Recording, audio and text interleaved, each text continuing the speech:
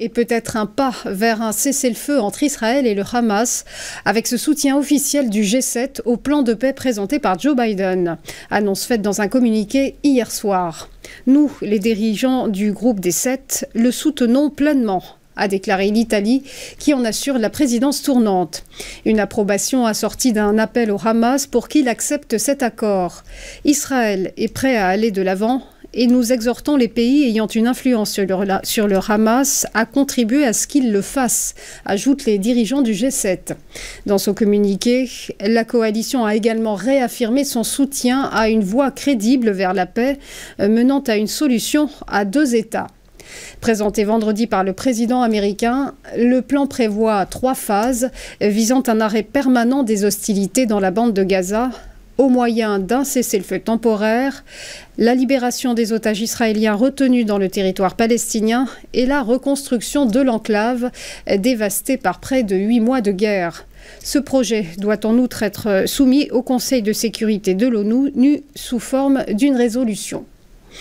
On poursuit avec Shein qui se rapproche d'une cotation à la City. Selon plusieurs médias spécialisés, dont le Financial Times, le dépôt de dossier d'IPO serait imminent.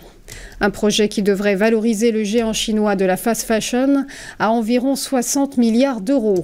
Après avoir renoncé à Wall Street en raison des dissensions entre Pékin et Washington, le site de vêtements low cost basé à Singapour se rabat donc sur le London Stock Exchange, dont les régulateurs vont devoir ainsi se prononcer sur cette potentielle introduction en bourse.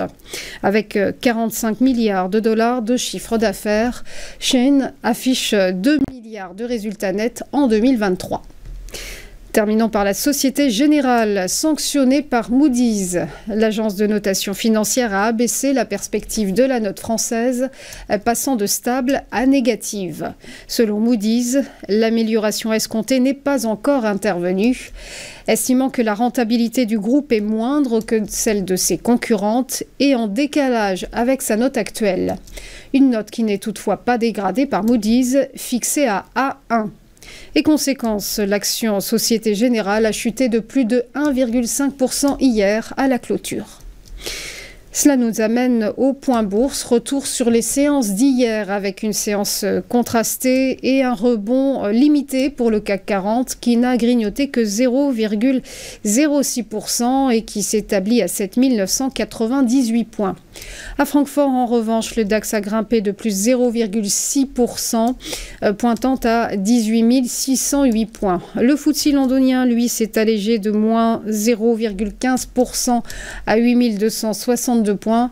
En revanche, l'IBEX 35 madrilène, de son côté, affichait un gain de plus 0,66% et le FTSE MIB de Milan a avancé de plus 0,52%. Outre-Atlantique, une clôture en ordre dispersé pour les indices avec un Dow Jones qui a reculé de moins 0,3%, un S&P 500 qui a grappillé plus 0,11% et un Nasdaq Composite qui a progressé de plus 0,56%. Et on va terminer ce point par le Nikkei, l'indice de Tokyo ce matin clôture en s'effritant de moins 0,22%. Cela fait suite à 2 séances consécutives de forte hausse. Voilà pour les news, on va marquer une première pause et se retrouver juste après pour ChronoCAC. À tout de suite.